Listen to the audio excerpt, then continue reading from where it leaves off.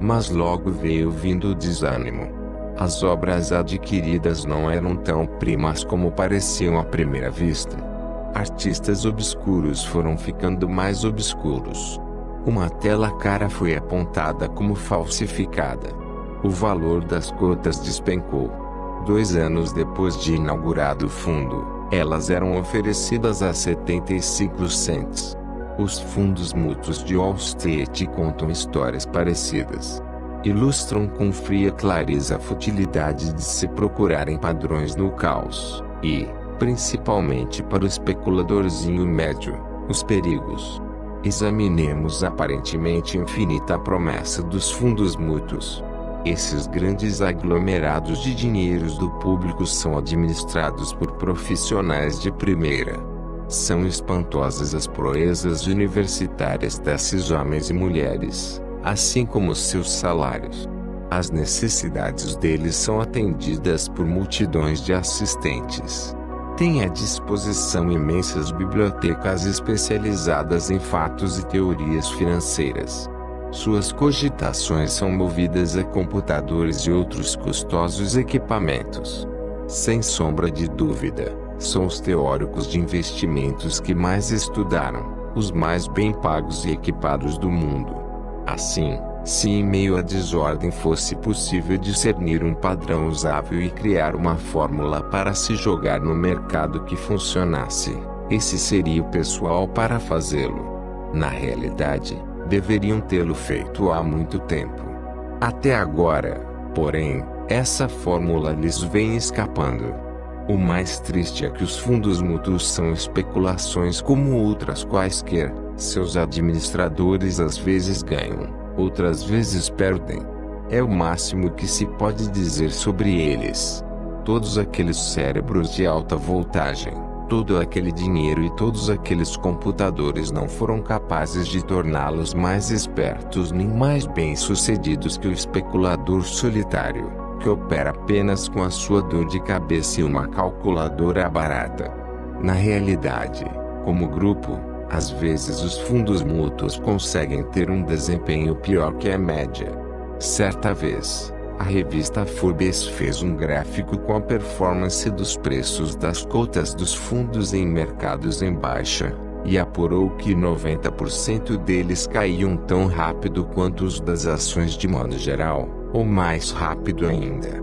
Apesar de tudo, os administradores de fundos prosseguem, teimosamente, na busca dessa fórmula mágica. Buscam, porque são pagos para isto. Além do mais, em muitos casos, talvez na maioria, continuam buscando porque realmente acreditam que, em algum lugar, há de haver essa fórmula, que é apenas questão de seus computadores serem espertos o bastante para darem com ela. Você e eu, naturalmente, sabemos que a razão pela qual não acham a fórmula é só uma: ela não existe. Sim, sem dúvida, você é capaz de ganhar dinheiro investindo num fundo mútuo, se tiver a sorte de escolher o fundo certo na hora certa. O fato é que quem adquire cotas de um fundo mútuo corre os mesmos riscos de quem compra ações isoladamente, ou obras de arte, ou seja lá o jogo em que prefira apostar. No ano seguinte, alguns administradores de fundos de ações terão mais sorte, outros menos. Alguns serão os quentes, os valores das suas cotas subirão mais depressa, ou cairão mais devagar do que a média. O diabo é descobrir quais. De forma que retornamos à estaca zero. Se preferir especular em cotas de fundos, estará operando no mesmo caos que encontraria se estivesse especulando diretamente com ações, arte, mercadorias, moedas, metais preciosos, imóveis, antiguidades ou rodas de pôquer. Para você, as regras do jogo têm de ser as mesmas, seja ele fundos mútuos ou qualquer outra coisa. Especialmente no caos dos fundos, não se deixe levar pela ilusão de que existe ordem onde não há nenhuma. Mantenha a cabeça fria e os axiomas bem à mão. Mantenha-os sempre à mão quando ler ou ouvir conselhos sobre investimentos. Os conselheiros, na sua maioria, Tem à venda algum tipo de ilusão de ordem, porque é isto que vende. São ilusões reconfortantes e cheias de promessas. Investidores modestos, pessoas que já saíram chamuscadas ou acham que por ignorância ou medo perderam oportunidades. E quem não acha, fazem fila à porta de um conselheiro que ofereça uma fórmula plausível, ordenada, de se ganhar dinheiro. Mas você deve encarar com ceticismo qualquer um desses conselheiros. Quanto mais seguro, quanto maior for sua aparência de banqueiro, mais se deve desconfiar, pois mais longe estará o sujeito de admitir que o negócio dele é o caos, que jamais conseguiu se entender ali, nem espera consegui-lo, e, como todo mundo, tem que correr os seus riscos. Alfred Malabre Jr., um dos editores do Wall Street Journal, é um especulador que aprendeu direito a sua lição. Preparando-se para uma longa estada no exterior a serviço, Malabre procurou quem o ajudasse com os seus investimentos. Queria uma pessoa prudente e competente para tomar conta da sua carteira de ações enquanto estivesse fora. Não era lá uma carteira muito grande, mas, lógico, ele queria que ficasse protegida. Caso o mercado despencasse ou algo parecido acontecesse enquanto estivesse fora, Malabre queria ter alguém a postos para liquidar os seus papéis, ou tomar a iniciativa que se fizesse necessária. Saiu procurando.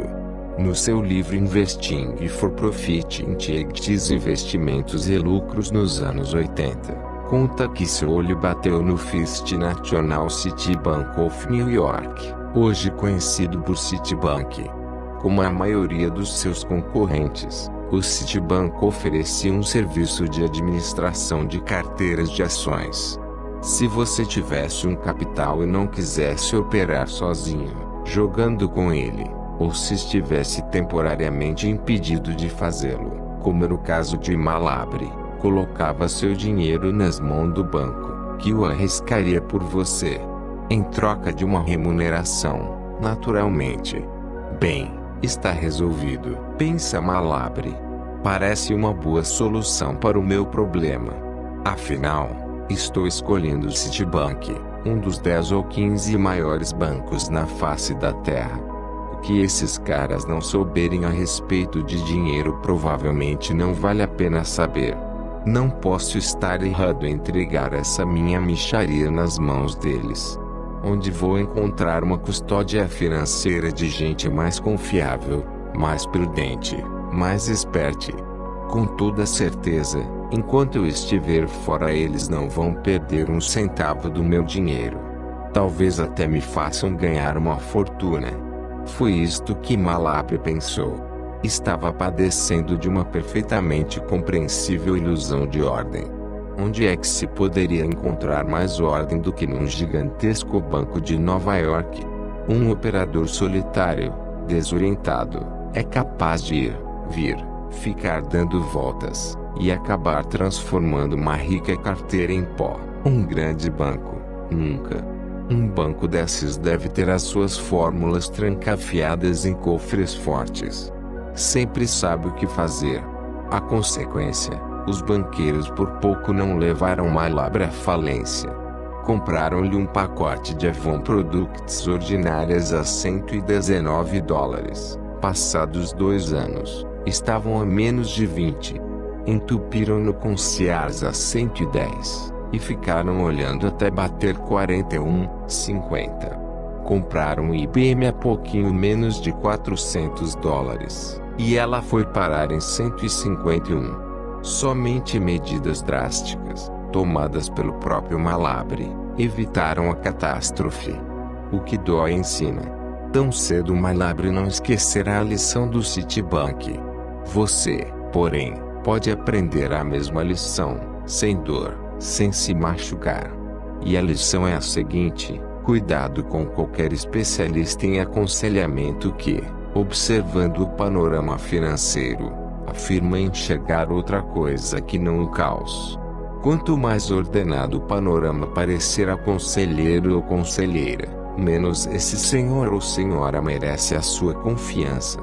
Quando deposita sua confiança numa ilusão de ordem, você está se ninando para um perigoso sono. Nenhum dos axiomas de Zurich diz, especificamente, que você tem de ficar de olhos abertos, mas a necessidade está implícita em todos eles. Não cochile, pois pode acordar com o seu dinheiro entrando pelo cano. Se estiver a fim de passar uma tarde divertida e instrutiva, observando como se constroem ilusões de ordem, passe numa livraria e dê uma espiada nesses livros que ensinam a ficar rico de um dia para o outro. Qualquer livrariazinha tem uma porção deles. Encontrará uma ampla variedade de opções de investimentos, talvez até algumas que lhe agradem bastante. Como enriquecer com imóveis. Como faturar alto com moedas raras. Como fazer o fortuna com filatelia, títulos públicos, debêntures, prata, ouro. A lista não acaba. Preste atenção numa característica desses livros. A maioria é escrita por gente que afirma ter acumulado fortuna pessoal com o esquema ali descrito. Um título típico seria Como engordei meu capital com carne de porco, que, no caso, significaria como eu aumentei meu capital negociando com carne de porco na bolsa de futuros.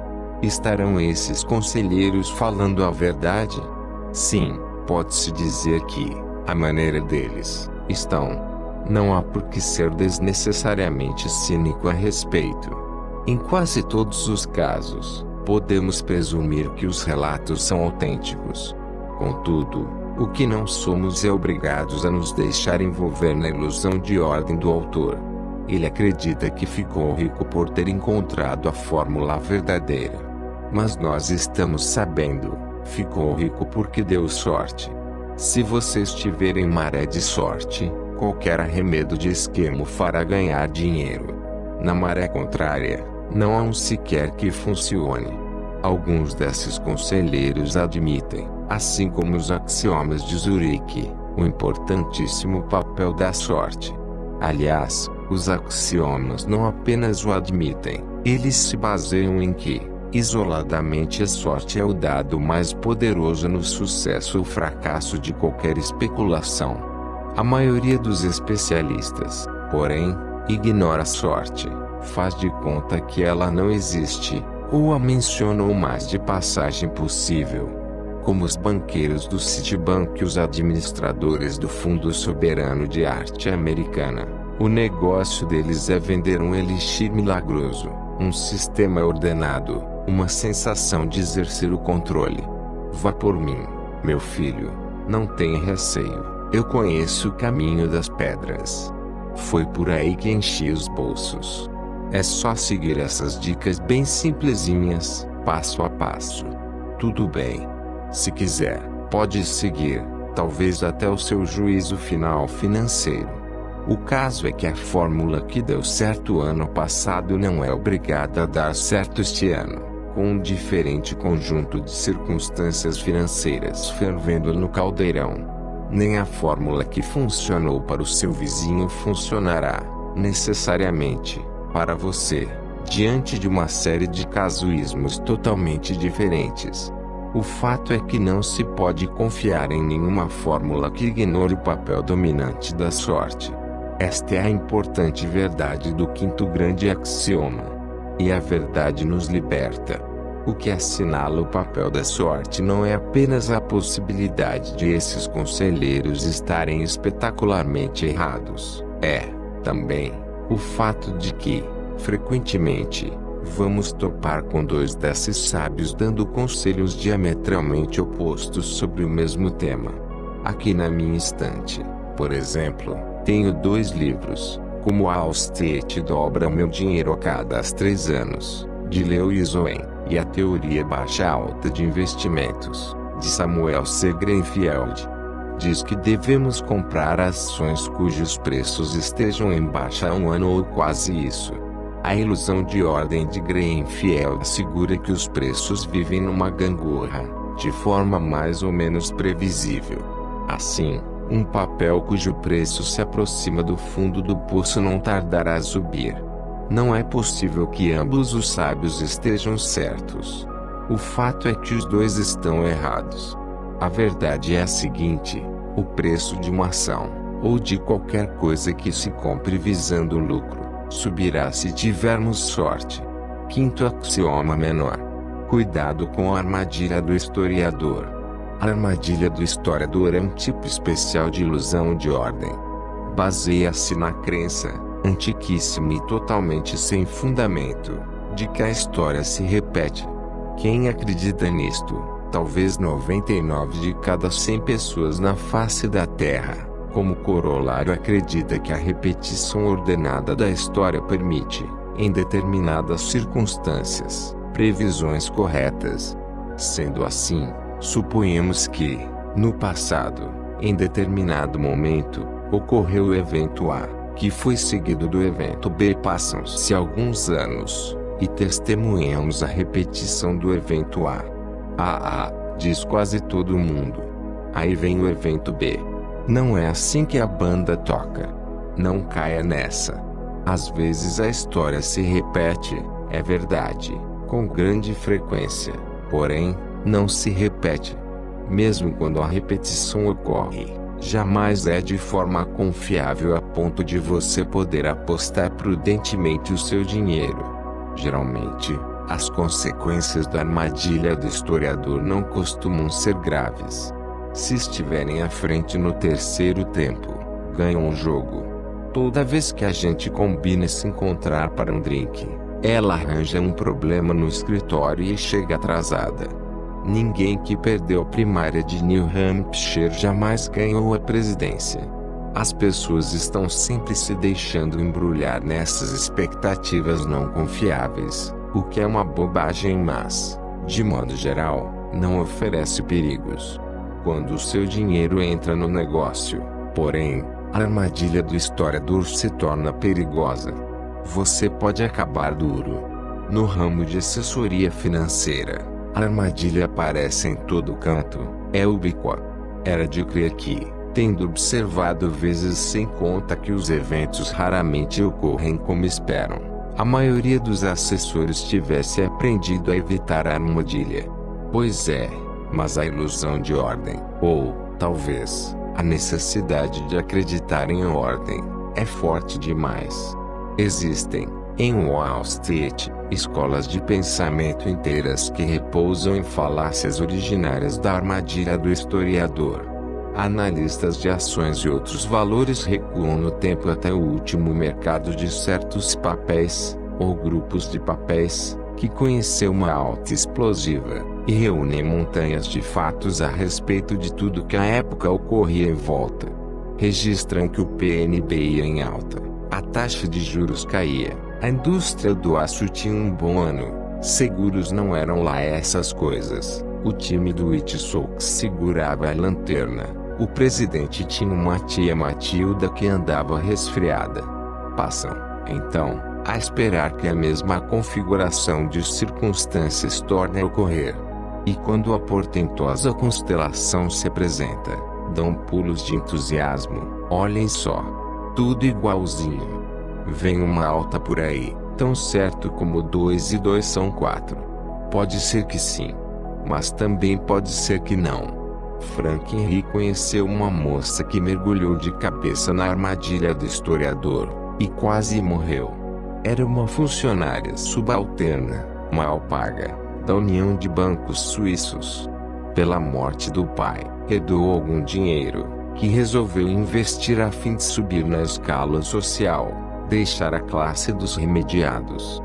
Frank Henry gostou da sua bravura, tomou pela moça um certo interesse de avô, e, quando ela pedia, dava-lhe conselhos. Do que aprendera na sua vidinha bancária, interessou-se pelas operações com moedas. É um jogo de alto risco e, quando se ganha, os lucros são proporcionais. A base do jogo é a maneira inconstante como as moedas do mundo flutuam, variando os valores umas em relação às outras. Para entrar no jogo você compra, digamos, um punhado de ienes japoneses, e paga-os em dólares. Espera que o iene se valorize em relação ao dólar. Estou correndo. Você sorri e descarrega os seus ienes, e recebe por eles mais dólares do que pagou. Uma vez que os valores das moedas são muito voláteis, e porque os negócios são feitos com pesadas garantias, isto é, você põe uma quantidade relativamente pequena do seu, tomando o resto emprestado do corretor, a sua alavancagem é muito grande. De um dia para o outro, dá para dobrar o seu capital, e, da mesma forma, dá para arrebentar os seus dentes financeiros, se as coisas andarem ao contrário. Neste ramo, a maioria dos pequenos especuladores joga com algumas poucas moedas, geralmente 2 apenas. Foi o que fez a nossa jovem. Julgava compreender bastante bem a inter-relação do dólar americano com a lira italiana. Frank Henry deu força quando viu que ela jogava um jogo de cada vez, uma decisão acertada para um iniciante. Começou a preocupar-se, porém, quando a viu entrando na armadilha do historiador. Certo dia, a moça contou-lhe ter feito um estudo completo das altas e baixas do dólar e da lira, e sua inter-relação ao longo da história. Levantamentos desse tipo podem ser úteis em qualquer situação de investimento, desde que não sejam feitos com base no pressuposto de que a história se repetirá. Infelizmente, o pressuposto da moça era o mesmo.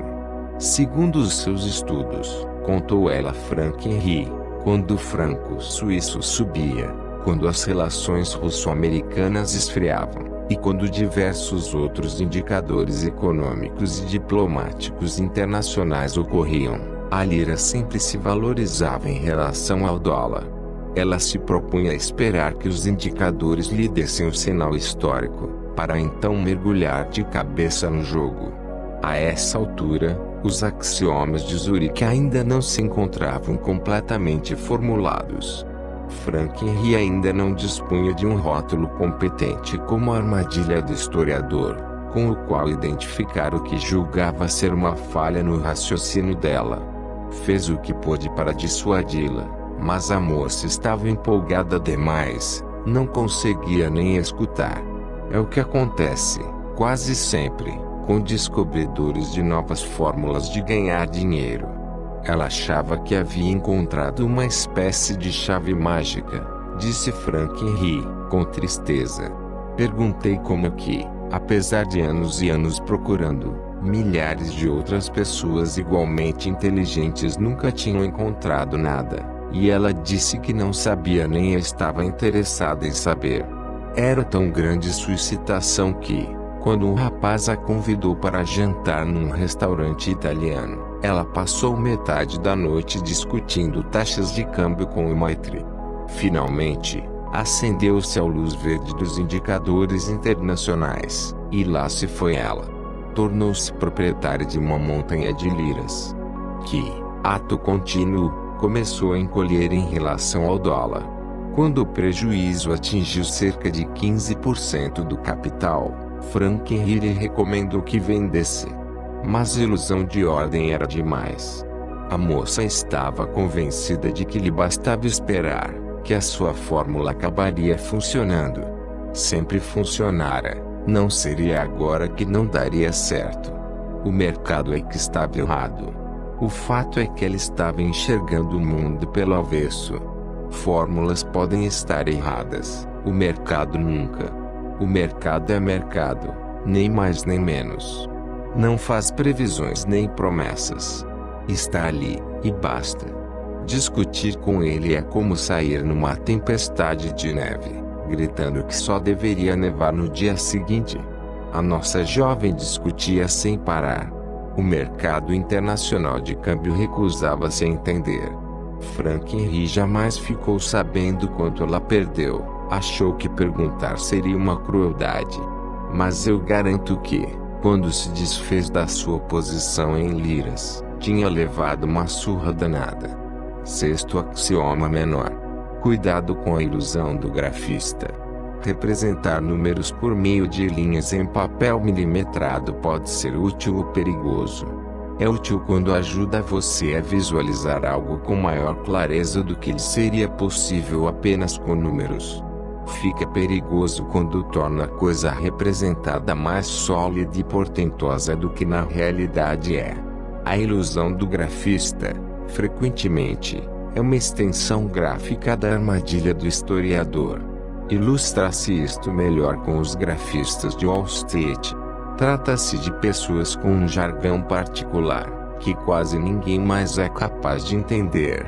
Possuem suas próprias revistas e jornais, igualmente incompreensíveis para os mortais comuns, e têm sua própria ilusão de ordem, claramente visualizada. Acreditam que o preço futuro de uma ação, ou de uma moeda, metal precioso ou qualquer outra coisa cuja cotação de mercado é noticiada com frequência, pode ser determinado por meio de gráficos nos quais são registradas as oscilações de preço passadas. O grafista começa fixando sua atenção em algum tipo de investimento, digamos numa ação, lá eletrônica. Vai buscar em meses, anos atrás, as variações de preço da ação, traduzindo os números encontrados em pontos e linhas sobre papel milimetrado. E passa a estudar o padrão resultante.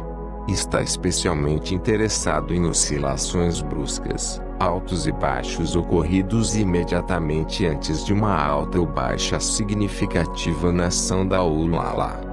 Da próxima vez que topar com oscilações semelhantes, concluirá que está à beira de uma nova alta ou baixa importante, e montará sua especulação a partir daí. Quando as coisas não ocorrem como espera, ou seja, em mais ou menos 50% das vezes, com a maior humildade o grafista assumirá a culpa. E insistirá em que o problema foi ele não ter sido astuto o bastante. O grafista sabe que o mercado pode ser previsto pelos gráficos, desde que ele seja capaz de perceber os padrões corretos. É incapaz de acreditar na mais simples das explicações possíveis. O mercado de ações não obedece a padrão nenhum. Praticamente, jamais se repete, e nunca o faz de forma confiável, previsível. Fazer gráficos dos preços de ações é como fazer gráficos da espuma do mar. Agora está assim, daqui a pouco não estará mais. O mesmo desenho você só tornará a ver por pura sorte. E, caso reveja, não quer dizer rigorosamente nada, pois não antecipa coisa alguma. Outro elemento da ilusão do grafista decorre da forma peculiar como uma linha traçada em preto, ininterrupta, audaciosamente cortando papel milimetrado, é capaz de fazer um monte de números desinteressantes, essencialmente desordenados, parecer uma importante tendência. Há séculos que os camelôs e os vigaristas deste mundo conhecem a força dos gráficos. Vendedores de fundos mútuos nunca saem de casa sem eles.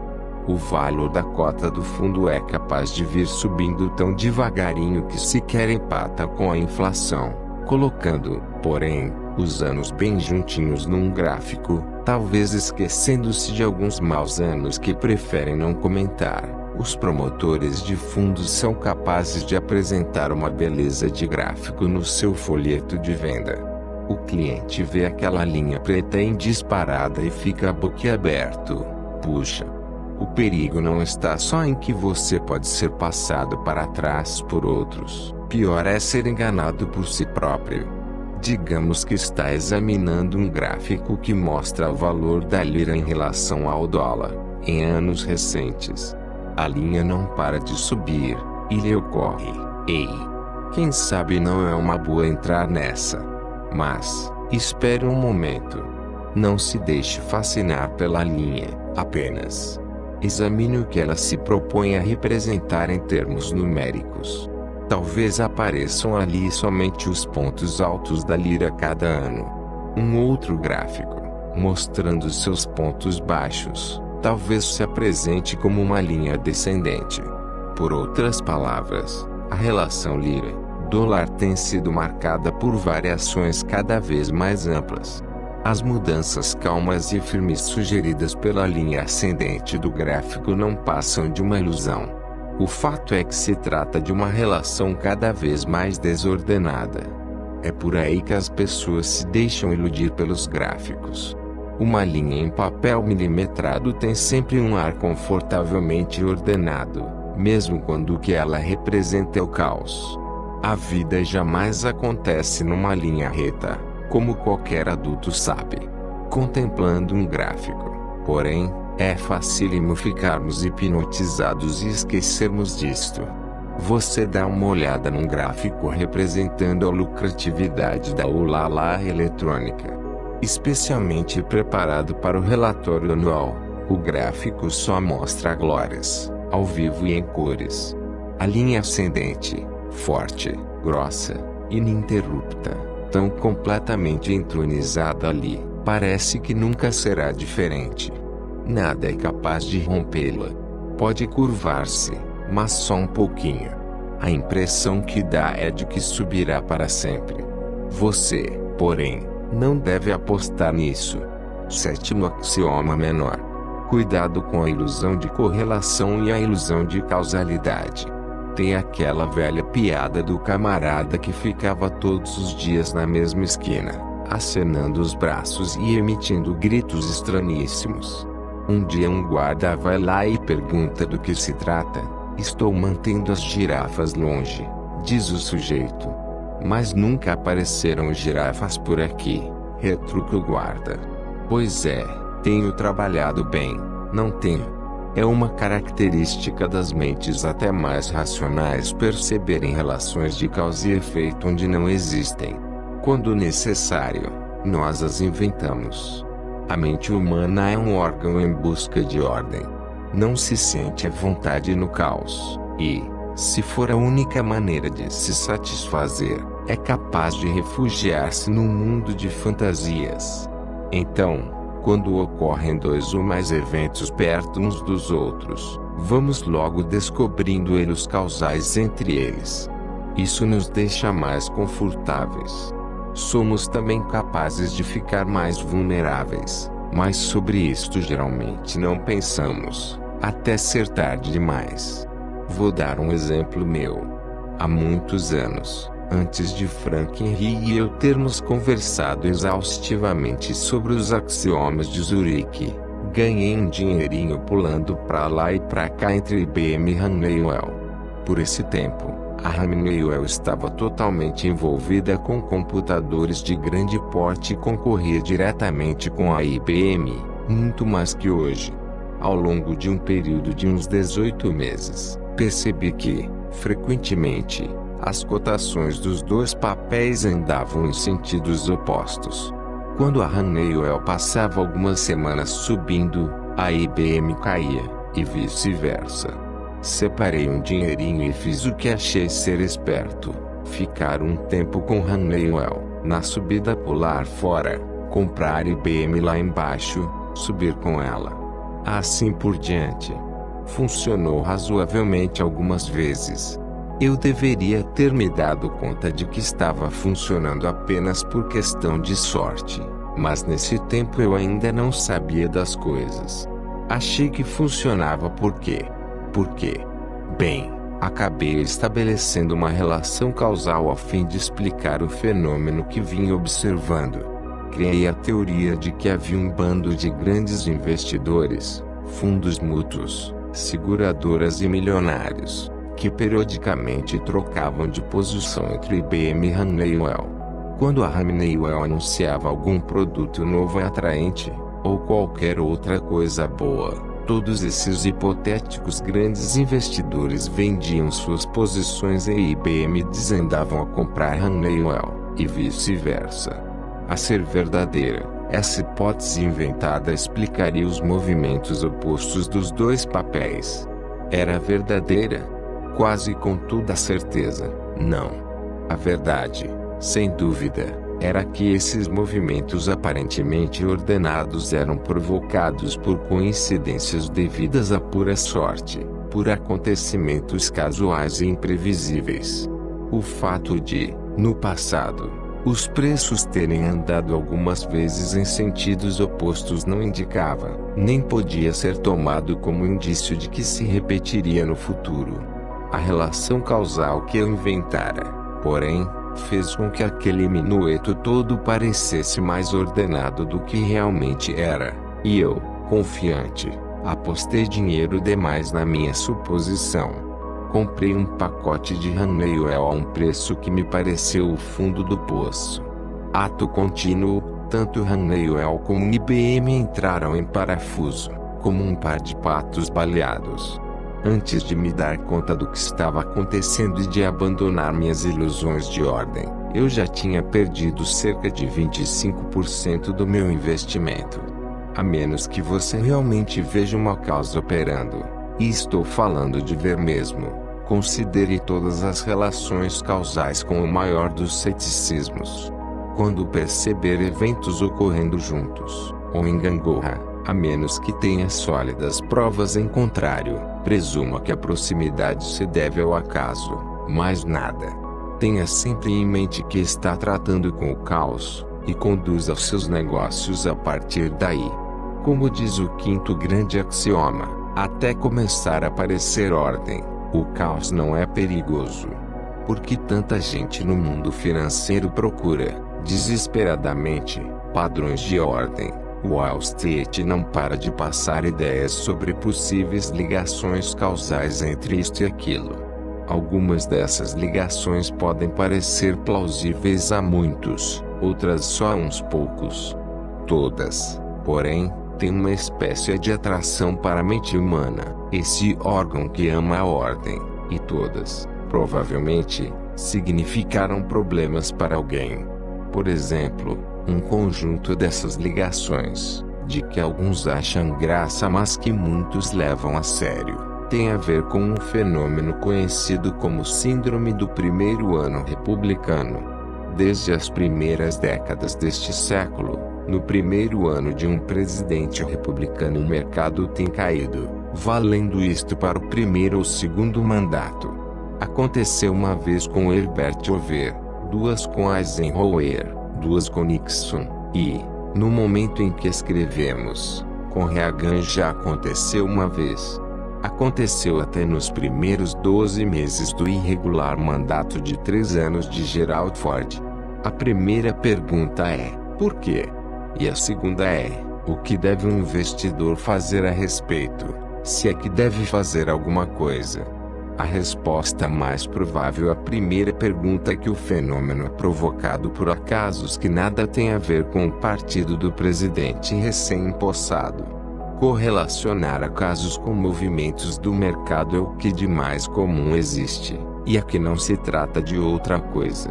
É parecido com o índice do jogo final. Um fato peculiar frequentemente registrado em Wall Street, o mercado sempre sobe quando a finalíssima do campeonato de futebol, em janeiro, é ganha por uma equipe que tem sua origem na Liga Nacional de Futebol. É divertidíssimo bater papo sobre o indício do jogo final, mas ninguém pode levar a sério que exista uma relação causal entre um jogo de futebol e a bolsa de valores. As correlações simplesmente acontecem, mais nada. O que se dá com a síndrome do primeiro ano republicano não é senão isso. Quanto à segunda questão, o que fazer a propósito da síndrome, a resposta correta é, nada. Há investidores, contudo, que insistem em extrair dele alguma espécie de ordem. A teoria deles é que o republicanismo de um presidente causa a queda do mercado no primeiro ano. Causa. Como? Para isto, há hipóteses à vontade. Uma delas diz que o Partido Republicano, identificando-se como Partido da Prosperidade Econômica, leva as expectativas financeiras das pessoas a níveis irreais. Quando não enriquecem subitamente, logo no dia da posse, elas têm uma enorme decepção, e é nesse mar de desapontamentos que o mercado se afoga. Esta é só uma das teorias. Existem outras, mas não vamos perder tempo com elas, que nenhuma merece ser levada a sério. São todas exemplos de como as pessoas criam ligações causais fantásticas, quando querem explicar fenômenos observados. E todas são exemplos de como uma ligação causal, uma vez inventada e estabelecida, é capaz de fazer com que um fenômeno pareça mais ordenado do que realmente é. O que, conforme já vimos, pode ser perigoso. Se acreditar que o republicanismo de um presidente causa desabamento do mercado, você então percebe toda uma série de eventos ordenados, e é capaz de sentir-se obrigado a algum tipo de ação. Como o professor Fizer, começa a enxergar padrões onde eles não existem. É possível que, no futuro, a síndrome do primeiro ano republicano venha a funcionar de novo. E é possível que não venha. Começou por acaso, um dia, e acabará também por acaso. Não dá para prever uma coisa nem outra. Na realidade, trata-se apenas de mais um aspecto do caos. Evite imaginar causas quando não pode, realmente, observá-las em funcionamento. Estará evitando muito sofrimento. Divirta-se na finalíssima do campeonato de futebol. Se ganhar o time errado, procure um bar, não uma corretora. Oitavo axioma menor. Cuidado com a falácia do jogador. O jogador diz: hoje eu estou quente. O comprador de bilhete de loteria: hoje é o meu dia de sorte. Ambos estão tentando criar um estado de eufórica expectativa, no qual arriscarão o seu dinheiro com menos prudência que o normal. Ambos deverão se arrepender. A falácia do jogador é uma espécie peculiar de ilusão de ordem. Neste caso, a ordem não é percebida no mundo caótico à volta, mas dentro de si mesmo, no próprio ser. Quando diz que está quente, ou que é o seu dia de sorte, na realidade a pessoa está querendo dizer que se encontra, temporariamente, num estado no qual acontecimentos casuais serão influenciados a seu favor. Num mundo desordenado, onde os eventos rodopiam em todas as direções, somos uma ilha de calma e ordem. À nossa volta, as coisas deixarão de acontecer de forma deslocada, e obedecerão à nossa ordem. Roletas e caça-níqueis serão nossas escravas, cartas pedidas para o meio entrarão, certinhas, cavalos se esfalfarão para nos levar ao guichê pagador. O bilhete que comprarmos será o premiado, se resolvermos entrar no mercado de ações escolhendo de olhos vendados o investimento, correndo o dedo sobre as cotações num jornal. O papel que comprarmos dobrará de valor em uma semana. Não tem erro. Pois sim. É surpreendente a quantidade de gente sabida que se deixa levar pela falácia do jogador. Ela aparece onde quer que se aposte dinheiro, especialmente em cassinos, daí o nome. Um dos conselhos mais inúteis que se costuma ouvir em Atlantic City e Las Vegas, é que a gente tem de testar a sorte, todas as noites, antes de entrar no jogo a sério.